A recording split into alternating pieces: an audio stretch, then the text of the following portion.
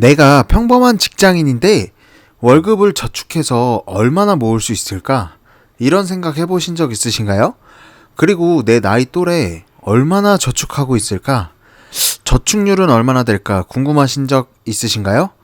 저는 첫 회사에 들어간과 동시에 부모님께서 적금 통장을 만들라고 하셔서 매달 월급이 들어오면 50% 정도를 반강제적으로 저축한 적이 있습니다. 주변 친구들 중에서 저축을 안 하는 사람들은 월급을 받으면 내가 생활할 거 하고 남는 금액을 저축한다는데, 저는 월급날이 10일이었는데 매달 10일날 50%가 바로 없어지니 허무하기도 하고 또 다른 친구들이 부럽기도 했습니다. 그런데 이게 나중에는 저한테 아주 좋은 습관을 만들어줬습니다. 월급 200만 원 정도 받는 사람이 있다고 하면 생활비로 쓸 거 쓰고 살 거 사고 하다 보면 보통 남는 돈이 거의 없다고 합니다. 뭐 한 10만 원, 20만 원 정도 남는데 이걸 저축한다고 합니다. 그리고 늘 이렇게 얘기합니다.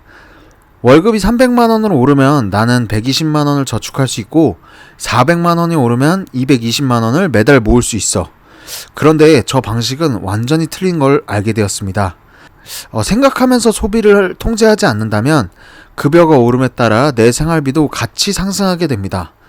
나는 급여가 작아서 급여가 오르면 저축을 더 할 수 있어 라는 이야기는 직접 해보시면 아시겠지만 급여가 오름에 따라 씀씀이도 더 커지기 마련입니다. 저축에 대해서 제대로 한번 해보고 싶다면 소비를 먼저 하는 것이 아니라 저축을 먼저 하는 것이고, 그 내가 사용할 금액을 나누어서 계획적으로 쓰는 것이 가장 기본적이라고 합니다. 그래야 돈을 모을 수 있고 지킬 수 있습니다.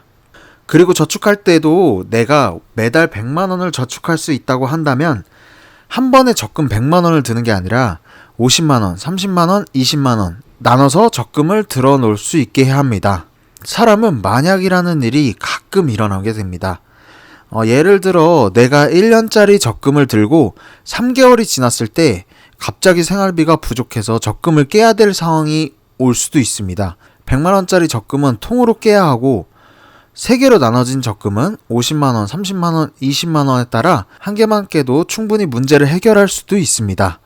그럼 100만원 적금을 깬다면 그대로 포기하게 되고, 3개로 나눠 놓은 사람은 3개 중에 한 개만 포기할 수 있겠지만 2개는 그대로 이어갈 확률이 높습니다. 이렇게 나눠서 저축하는 방식을 기초적으로 사용하고 있습니다. 혹시 내가 저축을 하는데 1년을 못 가 늘 통장을 깨고 있다면 다시 한번 나눠서 넣는 것을 추천드립니다. 그렇게 한다면 1년을 다 채울 가능성이 높아질 겁니다. 저축액 또한 중요하지만 모두가 소득이 다르기에 저축률을 높이는 습관을 들이는 것이 중요합니다. 그럼 대한민국 평범한 직장인들의 평균 저축률은 어느 정도일까요? 평범한 직장인 1억 모으기 현실적으로 가능한지 한번 알아보겠습니다. 우선 매달 평범하게 월급 받는 직장인들 중에 매달 꾸준히 저축하는 직장인은 79%이며 21%는 따로 저축을 진행하지 않고 월급을 받으면 모두 지출하거나 월급 급여에 쌓아두고 있습니다. 그리고 월급의 저축률은 월급의 10% 미만은 20%이며 월급의 10%에서 20%를 저축하는 비율은 12%입니다. 월급의 20%에서 30%를 저축하는 비율은 17%이고 월급의 30%에서 40%는 25%입니다. 월급의 40에서 50%, 월급의 40에서 50% 저축하는 비율은 약 5%이며 월급의 50% 이상을 저축하는 것은 무려 21% 비율이 나오고 있습니다. 저축의 목적은 대부분 주거 또는 노후 준비, 자녀 교육을 목적으로 진행하고 있습니다. 나이별로 저축액은 20대는 800만원 초반 정도, 30대는 900만원 중반, 40대는 800만원 중반 정도로 나눠져 있으며 40대부터는 자녀에 들어가는 비용의 커짐에 따라 소득이 늘어도 저축률이 떨어지는 것으로 나옵니다. 그럼 30대 기준으로 900만원 중반이라고 한다면 한 달에 약 80만원 정도를 저축하고 있게 됩니다. 그럼 이 금액을 1억을 모으려면 125개월이 걸리고 연으로는 10년 정도가 소요됩니다. 1억은 누군가에게 정말 큰 돈입니다.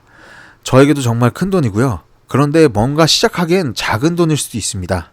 요즘 음식점 창업 한번 하려고 해도 1억으로는 많이 부족합니다. 그렇기에 1억이라는 의미 있는 숫자를 두고 10년이라는 세월을 조금 당길 수 있는 노력을 해야 될 것 같습니다. 10년, 9년, 5년, 3년 이렇게 줄이는 노력이 필요합니다. 월급의 50% 이상을 저축하는 비율은 무려 21%입니다. 그 사람들의 월급 평균을 300만 원이라고 가정한다면 21% 비율의 사람들은 매달 150만 원을 저축하고 있습니다. 그렇게 된다면 1억을 모으는 데까지 6년 5개월 정도 소요된다고 생각하시면 됩니다. 월급도 오를 것이고 매년 성과금도 있을 것이고 조금 더 아낀다면 50%에서 60%도 갈 수 있고 더욱더 시간을 줄일 수 있는 방법이 될 것 같습니다. 그게 아니라면 투자도 생각해 볼 수 있습니다. 그러나 직장인 중 다수는 옆 부서 김대리가 이거 사서 2배 먹었대. 지금은 테마주가 기회래. 이런 말을 듣고 쉽게 내가 모은 돈을 큰 돈을 투자합니다. 내가 공부하지 않고 옆에서 알려준 투자만 하다가는 10년이 아니라 20년이 될 수도 있습니다.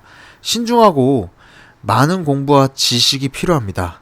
투자도 무섭고 월급을 올리려면 싸바싸바도 잘해야 되고 아부 능력도 있어야 되고 성과금도 없는 회사고 승진은 잘 안 되고 이런 거 저런 거 자신이 없다고 하신다면 월급 말고 사이드 잡을 찾아보는 것도 좋은 방법입니다.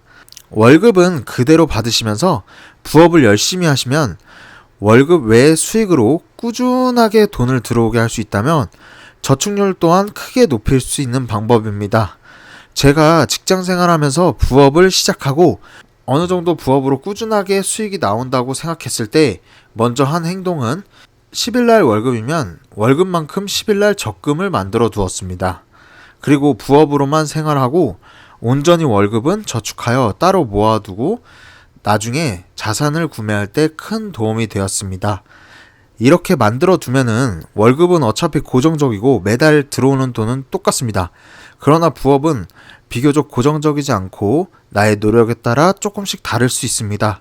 그렇기 때문에 조금 더 내가 더 열심히 할 수 있고 이 달에 사고 싶은 게 있다면 더욱더 열심히 해서 그 부업의 수익을 올려서 그 달에 쓰는 비용을 다 충당할 수 있게 만드는 구조였습니다. 저는 월급을 온전히 저축했고 직장 생활에 다니면서 부업에서 나오는 수익만으로 생활을 했습니다.